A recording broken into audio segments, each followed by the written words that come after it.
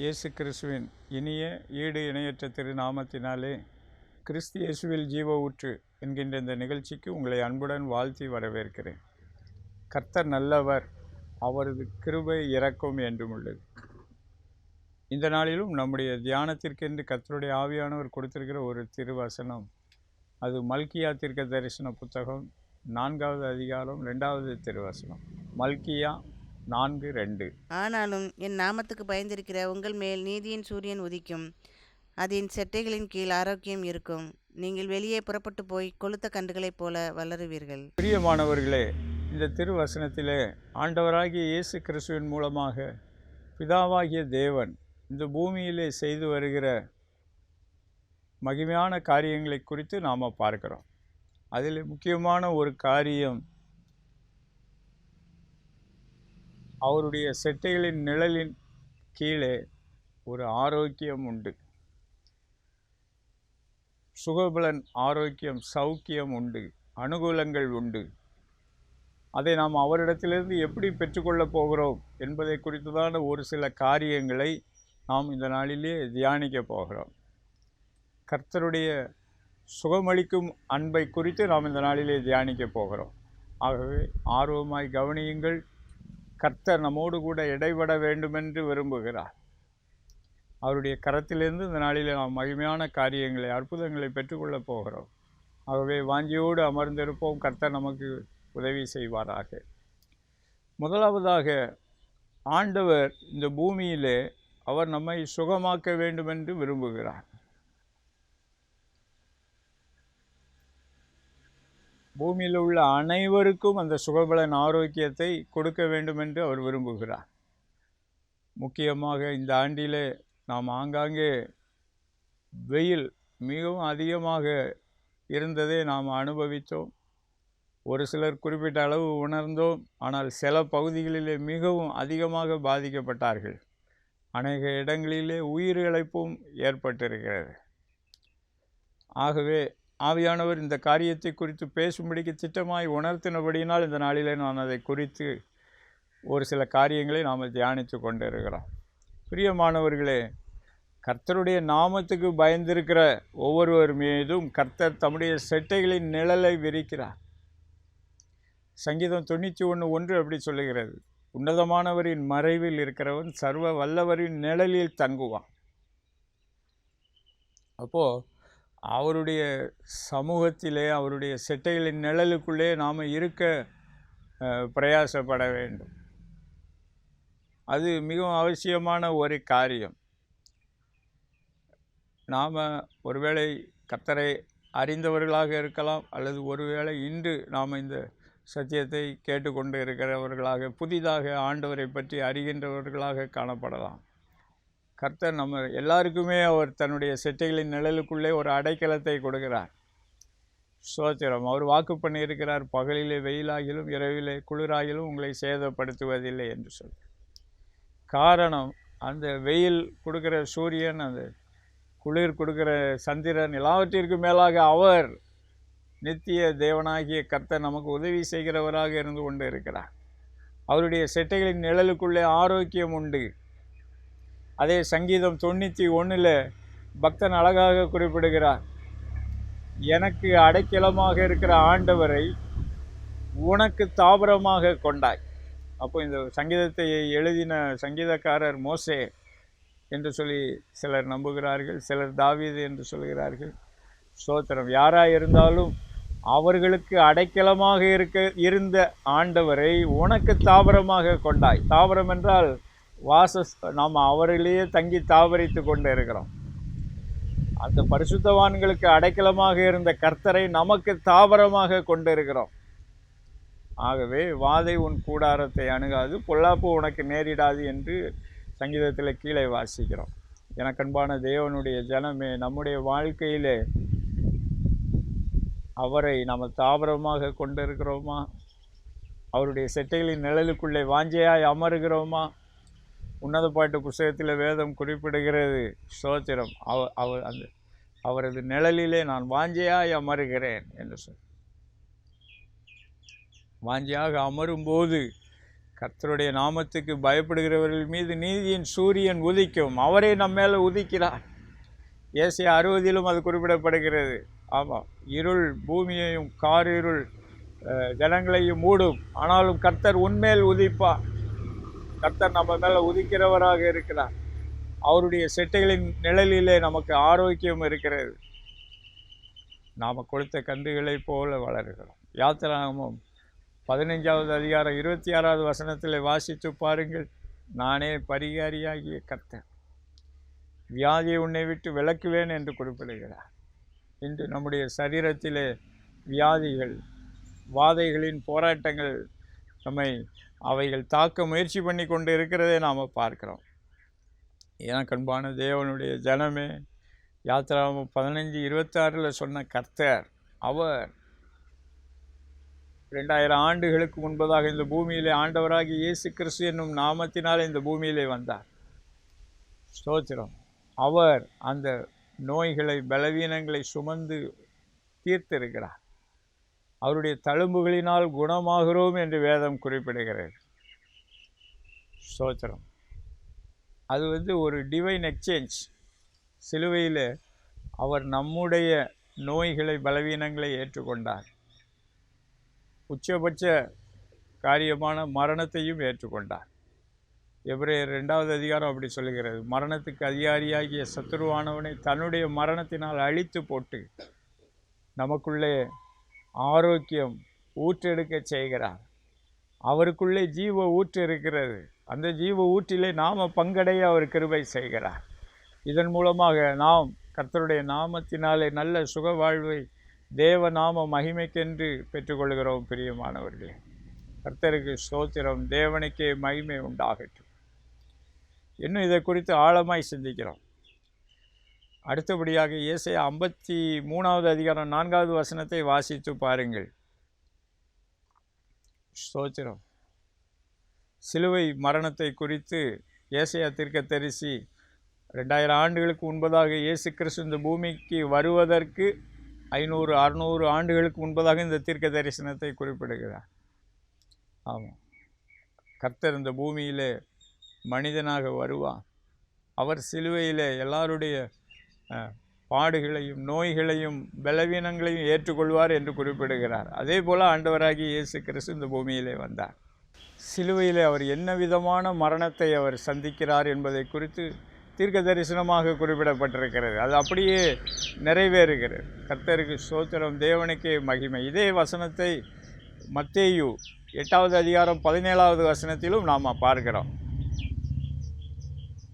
ஆனால் 8:17 சற்று வித்தியாசமாக குறிப்பிடப்படுகிறது. அவர் நம்முடைய பலவீனங்களை ஏற்றுக்கொண்டு நம்முடைய நோய்களை சுமந்தார் என்று குறிப்பிடப்பட்டிருக்கிறது. ஏசாயாவுக்கும் மத்தேயுக்கும் ஏன் இந்த வித்தியாசம்? ஏசாயா புத்தகத்தை மொழிபெயர்த்தவர்கள் அந்த காலத்திலே ஸ்பிரிச்சுவலாக அதை மொழிபெயர்த்திருக்கிறார்கள். ஒன்லி எமோஷனல் பார்ட்டை மட்டும் குறிப்பிட்டிருக்கிறார்கள். பாடுகளை ஏற்றுக்கொண்டு துக்கங்களை சுமந்தார் என்று சொல்லி. மத்தேயு என்கின்ற சீஷன், அவர் ஒரு லேவி கோத்திரத்தை சேர்ந்தவர். அவருக்கு பழைய ஏற்பாட்டு நியமங்கள் நன்றாக தெரியும். அவர் எபிரேய வேதாகமத்திலிருந்து இந்த வசனத்தை குறிப்பிடுகிறார். ஆண்டவராகிய இயேசு கிறிஸ்து நம்முடைய பலவீனங்களை ஏற்றுக்கொண்டு நம்முடைய நோய்களை சுமந்தார் என்று குறிப்பிடுகிறார். இதே காரியத்தை நீங்கள் 1 பேதுரு 2:24 பார்க்கலாம். ஸ்தோத்திரம். அவருடைய தழும்புகளினால் நாம் குணமாகிறோம். எனக்கு அன்பான தேவனுடைய ஜனமே, அவர் அந்த பரிகாரத்தை தாமே செய்து சிலுவையிலே கொடுத்திருக்கிறார். அவர் இந்த பூமியை சிருஷ்டித்த கர்த்தர். அவர் ஸ்தோத்திரம், அவருக்கு ஒரு மருந்தோ அல்லது மருத்துவரோ தேவையில்லை. நேரடியாக அவர் நமக்கு வசனத்தை அனுப்பி சுகமாக்க முடியும். அதற்காக நான் மருந்து மாத்திரைகள், மருத்துவர் வேண்டாம் என்று சொல்லவில்லை. அவர்களையும் கர்த்தர் தான் ஒரு நோக்கத்தோடு வைத்திருக்கிறார். நீங்கள் வேதாகமத்திலே ஆண்டவர் இன்னொரு இடத்துல குறிப்பிடுகிறார், கிளையாத்தில் பிசின் தைலம் இல்லையோ, ரணவைத்தியனும் இல்லையோ என்று குறிப்பிடுகிறார். ஸோ சிருஷ்டி கர்த்தர் இறங்கி வரும் பொழுது மருத்துவ விஞ்ஞானத்திற்கும் மேலானவராக அவர் இருந்து கொண்டு இருக்கிறார் என்று சொல்லி நாம் புரிந்து கொள்ள வேண்டும். அதுக்காக வேதாகமம் எப்பொழுதும் மருத்துவத்தை அது புறக்கணிக்கவில்லை. பவுல் அப்போஸ்தலன் தீமோத்தேயுக்கு எழுதும்போது கூட உன் வயிற்றில் ஏற்படுகிற பலவீனத்திற்காக கொஞ்சம் திராட்சை ரசம் குடித்துக்கொள் என்று தான் குறிப்பிடுகிறார். எனக்கு அன்பான தேவனுடைய ஜனமே, நம்முடைய வாழ்க்கையிலே அவருடைய பரிகாரத்தை, ஒப்பற்ற பரிகாரத்தை நாம் புரிந்து கொள்ளுகிறவர்களாக இருக்க வேண்டும் என்று ஆவியானவர் விரும்புகிறார். ஸ்தோத்திரம். அவருடைய சிலுவை மரணத்திலே அந்த பரலோகத்தின் தேவன் கிறிஸ்து இயேசுவுக்குள்ளே வைத்திருக்கிற அந்த மகிமையின் ரகசியத்தை, ஐஸ்வர்யத்தை நாம் புரிந்து கொள்ளும் பொழுது அவருக்குள் நாம் எப்படி அவரோடு ஒப்புரவாக்கப்பட்டு அடையாளப்படுத்தப்பட்டு, ஸ்தோத்திரம், நம்முடைய வாழ்க்கையில் இருக்கக்கூடிய கண்டம்னேஷன்ஸ், நம்முடைய வாழ்க்கையில் இருக்கிற வியாதிகள், நோய்கள், பலவீனங்கள் எல்லாவற்றிலும் அவர் எப்படி ஒரு தீர்வை வைத்திருக்கிறார் என்பதை நாம் புரிந்து கொள்ள வேண்டும் என்று ஆவியானவர் எதிர்பார்க்கிறார். ஸ்தோத்திரம். என்னுடைய வாழ்க்கையில் கர்த்தர் அந்த அனுபவத்தினுடைய ஒவ்வொரு நாளும் நடத்தி வரார். நான் ரட்சிக்கப்பட்ட பிறகு ஸ்தோத்திரம், எனக்கு அந்த காலத்தில் சிறிது பலவீனம் வந்தாலும் உடனே மருத்துவ சிகிச்சைக்கு போகிற வழக்கமாகத்தான் இருந்து கொண்டு இருந்தது. நான் சொல்வது ஒரு 30 வருடங்களுக்கு முன்பதாக. ரட்சிக்கப்பட்ட பிறகு நான் சென்னையில் அப்பொழுது பேச்சுலராக இருந்து கொண்டிருந்த பொழுது ஒரு சுகவீனம் வந்தது. மாத கடைசியில் வந்தது. அப்பொழுது சென்னையில் நான் ஒரு ஹாஸ்டலில் பேச்சுலராக இருந்து கொண்டு இருந்தேன். மருத்துவமனைக்கு போவதற்கு வசதி கிடையாது. என்னுடைய உறவினர்கள் சென்னையில் 2 பேர் இருந்து கொண்டிருந்தார்கள். எப்பொழுது உனக்கு உதவி தேவையோ உடனே என்னை கூப்பிடு, நான் வந்து உனக்கு உதவி செய்வேன் என்று சொல்லியிருந்தார்கள். ஆகவே நான் அவர்கள் 2 பேருக்கும் ஃபோன் பண்ணேன். 2 பேர் வீட்லேயும் வேலைக்காரங்க தான் எடுத்தாங்க. ஐயா ஊரில் இல்லை, வெளியூர் போயிருக்கிறார், 2 நாள் கழித்து தான் வருவார்னு சொல்லிட்டாங்க. எனக்கு என்ன செய்வதென்றே தெரியவில்லை. நான் அப்போ தான் வந்து அபிஷேகத்தை ஆண்டவர் எனக்கு கொடுத்திருந்தார். ரட்சிக்கப்பட்டு அபிஷேகம் பெற்ற புதிது. என்னுடைய அறைக்கு வந்தேன், கதவை மூடினேன். இயேசுவே, இனி நீர்தான் எனக்கு அடைக்கலம் என்று சொல்லி சொன்னேன். அடுத்த நிமிடம் கர்த்தருடைய அபிஷேகம் என் மேல் இறங்கினது. ஆண்டவர் பேசினார் என்னோடு. நான் உன்னை குணமாக்குகிற கர்த்தர் என்று நீ அறிந்து கொள்ளும்படிக்கே இதை நான் உனக்கு அனுமதித்தேன். இப்பொழுதே உன்னை சுகமாக்குகிறேன். இனி இந்த காய்ச்சல் உனக்கு வரவே வராது என்று சொல்லி குறிப்பிட்டார். அடுத்த நிமிடம் கர்த்தருடைய வல்லமை என் மேல் இறங்கினது. நான் முற்றிலும் சுகம் அடைந்தேன். கர்த்தருக்கே மகிமை உண்டாகட்டும். ஓசியா தீர்க்க தரிசன புத்தகத்திலே நீங்கள் தேடி வாசித்து பாருங்கள். நான் அவர்களை குணமாக்குகிற கர்த்தர் என்று அவர்கள் அறிந்து கொள்ள மனதாயிருந்தேன் என்று குறிப்பிடுகிறார். பிரியமானவர்களே, நாம் அவரை குணமாக்குகிற கர்த்தராக அறிந்து கொள்ள வேண்டும். அவர் சிலுவையிலே அதை சுமந்து தீர்த்து மகிமையாய் வெற்றி சிறந்திருக்கிறார். அவர் மரணத்தை ஜெயமாக விழுங்கி இருக்கிறார். 3ஆம் நாள் உயிர் தெழுந்திருக்கிறார். ஸ்தோத்திரம். சீஷர்களுக்கு அவர் காட்சி கொடுத்து, ஸ்தோத்திரம், என்னுடைய தழும்புகளிலே நீங்கள் கைகளை வைத்து பாருங்கள் என்று குறிப்பிட்டார். எனக்கு அன்பான தேவனுடைய ஜனமே, ஸ்தோத்திரம், அந்த தழும்புகளின் மூலமாக நாம் குணமடைந்திருக்கிறோம். இன்னும் குணமடைந்து கொண்டே வருகிறோம். இந்த போராட்டத்திலே கர்த்தர் நமக்கு ஜெயத்தை கொடுத்து கொண்டே இருக்கிறார். கர்த்தருக்கு ஸ்தோத்திரம், தேவனுக்கே மகிமை. இன்னும் இது போன்ற சாட்சிகளை சொல்லிக்கொண்டே போகலாம். என்னுடைய தனிப்பட்ட வாழ்க்கையில் இதுவரைக்கும் ஒரு 35 தடவைக்கு மேலாக கர்த்தர் அற்புதங்களை செய்து என்னுடைய சரீரத்திலே சுகபலன் ஆரோக்கியத்தை கொடுத்திருக்கிறார். தேவனுக்கே மகிமை. ஸ்தோத்திரம்.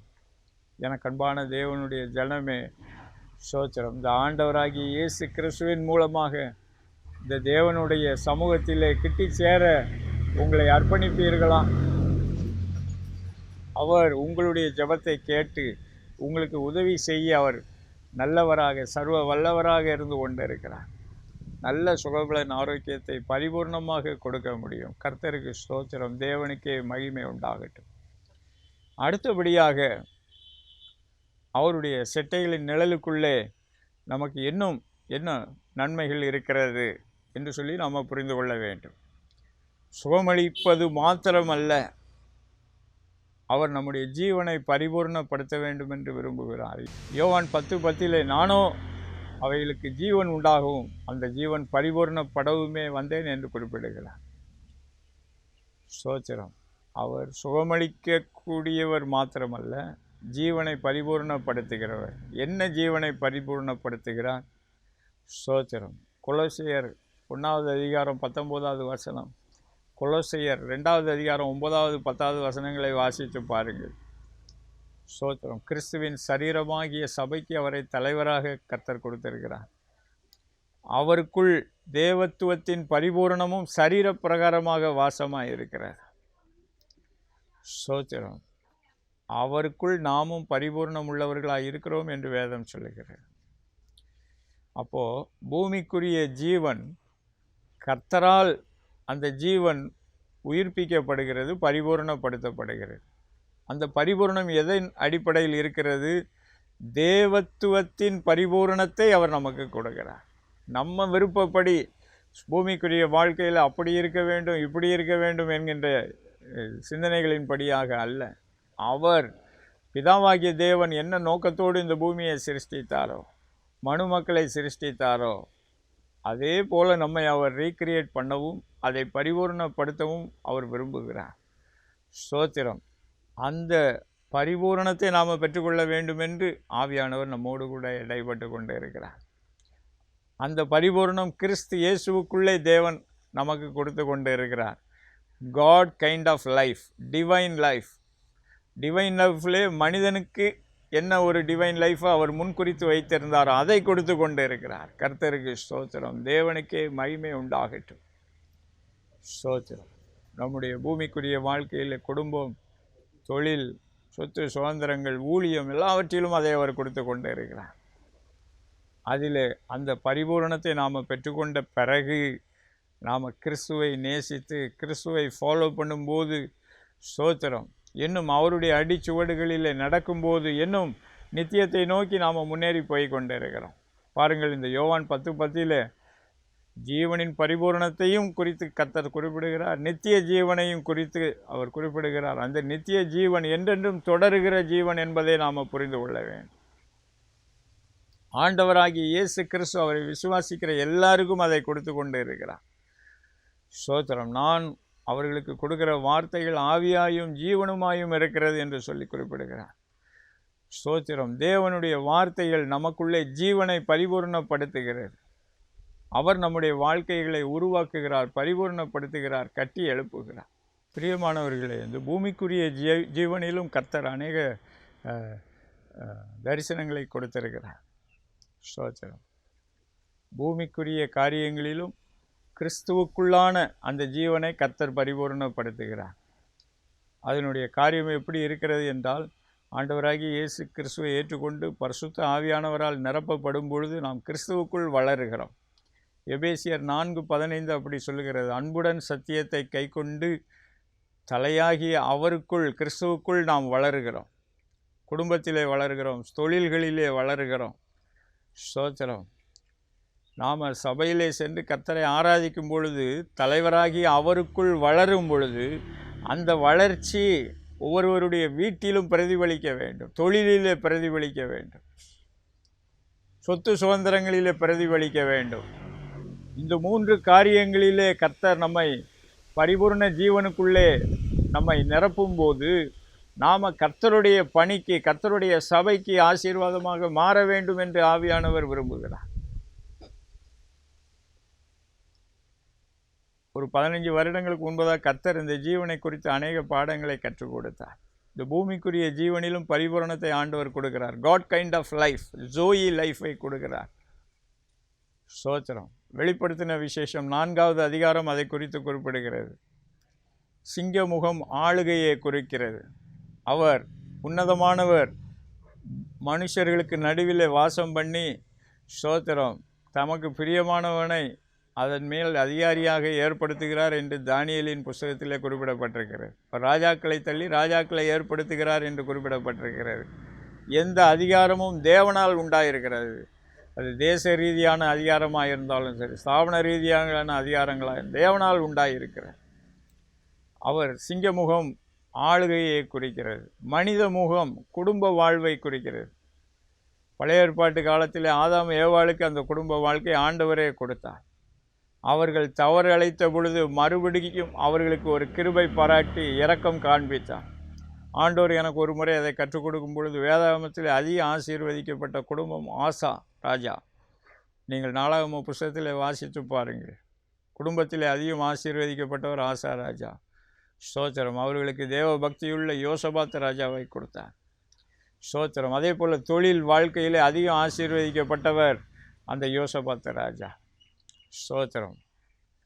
அதே போல் எல்லா விதத்திலும் அதிகமாய் ஆசீர்வதிக்கப்பட்டவர் உசியா ராஜா. ஸ்தோத்திரம். அதை குறித்து ஆசீர்வாதங்கள் என்கின்ற தலைப்பில் நம்ம இன்னொரு நாள் தியானிக்கலாம். இந்த இடத்திலே ஜீவன், குடும்ப வாழ்க்கையிலும் கிறிஸ்துவன் ஜீவன் பரிபூர்ணப்படுத்தப்படுகிறது. தொழில் வாழ்க்கையிலே கிறிஸ்துவின் ஜீவன் பரிபூர்ணப்படுத்தப்படுகிறது. இந்த வெளிப்படுத்தின விசேஷம் 4வது அதிகாரத்தில் சிங்க முகம் ஆளுகையை குறிக்கிறது, மனித முகம் குடும்ப வாழ்க்கையை குறிக்கிறது, காளை முகம் தொழில் வாழ்க்கையை குறிக்கிறது. பறக்கிற கழுகு அது தேவ தரிசன நிறைவேறுதலை குறிக்கிறது. இந்த 4 காரியங்களையும் கர்த்தர் பரலோகத்திலிருந்து கண்ணோக்கி கொண்டு இருக்கிறார், மறந்து விடக்கூடாது.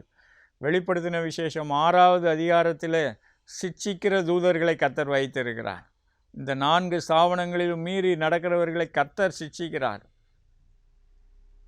நாம் சிட்சைக்கு தப்ப வேண்டும் என்றால் கர்த்தருடைய வார்த்தைக்கு கீழ்ப்படிய வேண்டும். அப்பொழுது அந்த ஜீவன் பரிபூர்ணப்படும். கர்த்தருடைய ஆசீர்வாதங்களை நாம் சுதந்திரித்து கொள்ளலாம்.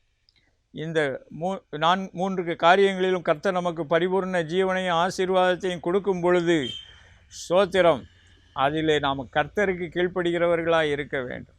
ஆண்டவராகிய இயேசு கிறிஸ்து அதை ஒரு ஓமையிலே குறிப்பிட்டார்.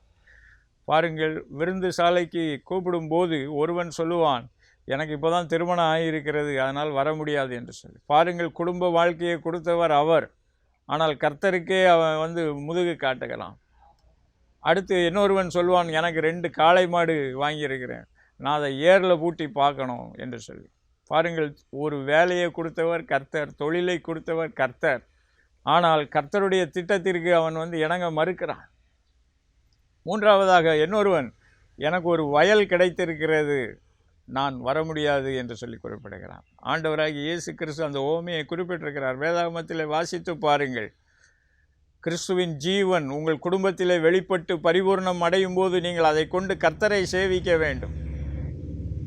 தொழில் வாழ்க்கையிலே கர்த்தர் நமக்கு பரிபூரணத்தை கொடுக்கும்போது கர்த்தரை சேவிக்க வேண்டும். சொத்து சுதந்திரங்களை கொடுக்கும்போது கர்த்தரை சேவிக்க வேண்டும். ஸ்தோத்திரம். சங்கீதம் 91 ஸ்தோத்திரம், உன்னதமானவருடைய மறைவில் இருக்கிறவன் சர்வ வல்லவருடைய நிழலில் தங்குவான். பாருங்கள், அங்கும் 4 விதமான தீமைகள் குறிப்பிடப்படுகிறது. அது பிசாசினால் வரக்கூடிய தீமைகள், அதை புரிந்து கொள்ள வேண்டும். சில பேர் வெளிப்படுத்தின விசேஷம் 6வது அதிகாரத்தை தவறாய் புரிந்து கொள்ளுகிறார்கள். அங்கே உள்ள சிட்சிக்கிற தூதர்களை ஸ்தோத்திரம் அவர்கள் தவறாய் புரிந்து கொள்ளுகிறார்கள். ஸ்தோத்திரம். அதில் வருகிற முதல் 2 சிட்சைகளின் தூதர்கள் தேவ சமூகத்திலிருந்து புறப்படுகிறார்கள் என்று சகரியா தீர்க்க தரிசன புத்தகத்தில் குறிப்பிடப்பட்டிருக்கிறது. ஸ்தோத்திரம். அதே நேரத்தில் சங்கீதம் 91 உள்ள 4 காரியங்கள் பிசாசினால் வருகிறது. பகலில் பறக்கும் அம்புகள் பிசாசினால் வருகிறது. ஸ்தோத்திரம். இன்று தொழில் வர்த்தக வாழ்க்கையில் அம்புகளைப் போல ஒருவரை ஒருவர் மடங்கடித்து ஒருவரை ஒருவர் தாக்க அழிக்க முற்படுகிறார்கள். ஸ்தோத்திரம். சில இடங்களில் மந்திரவாதங்களையெல்லாம் செய்கிறார்கள். பாருங்கள், பகலில் பறக்கும் அம்பு தொழில் வாழ்க்கைக்கு விரோதமாய் வருகிறது. மத்தியானத்தில் பாழாக்கும் சங்காரம் தேவ தரிசனம் உங்கள் வாழ்க்கையிலே நிறைவேறக்கூடாதபடிக்கு வருகிறது.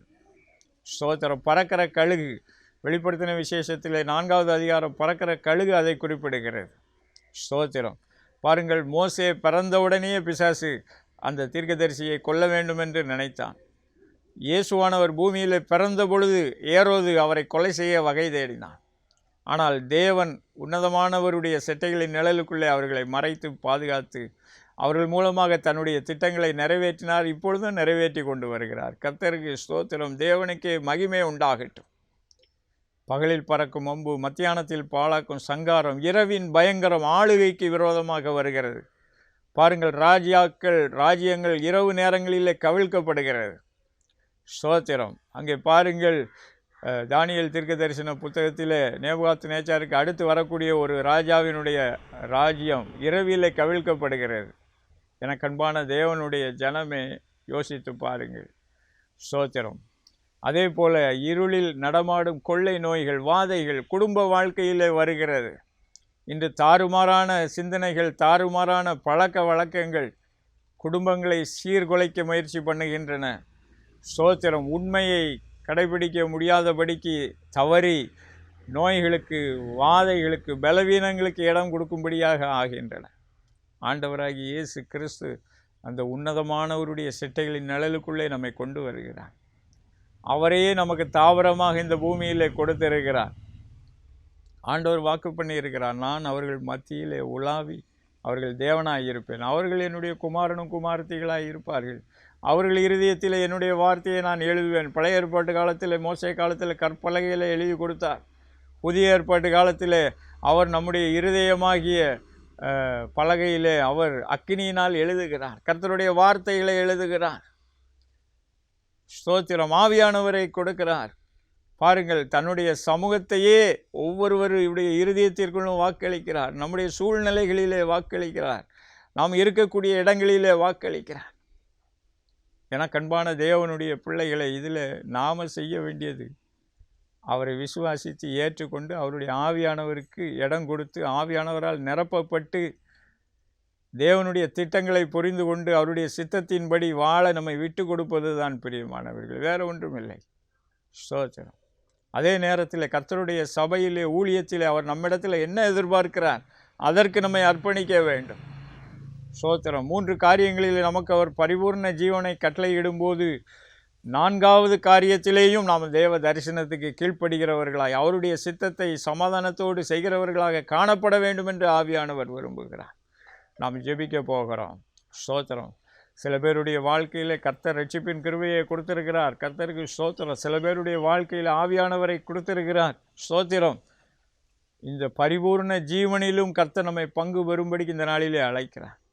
அது மாத்திரமல்ல, இந்த பரிபூர்ண ஜீவனிலே பங்கு பெற்ற பிறகு கர்த்தரை சேவிக்க வேண்டும், அவர் விரும்புகிறபடி அவரை ஆராதிக்க வேண்டும், தொழுது சேவிக்க வேண்டும், அவருடைய சித்தப்படி சேவிக்க வேண்டும்.